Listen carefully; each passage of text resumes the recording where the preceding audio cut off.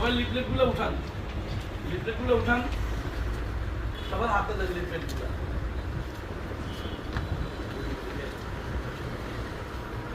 আচ্ছা, আমাদের শনিবারের ক্লাসগুলোর যে উদ্দেশ্য মূলত এগুলোর বেশ কিছু দিক নির্দেশনা আছে। নাম্বার 1 হলো একটা গাড়ি চালক তার গাড়ি সম্পর্কে, যান্ত্রিক ত্রুটি সম্পর্কে তার ধারণা।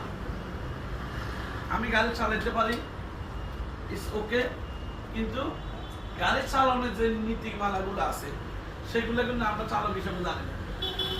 এই না জানার কারণে আমাদের বেশ কিছু রাস্তায় সড়ক দুর্ঘটনা ঘটতেছে।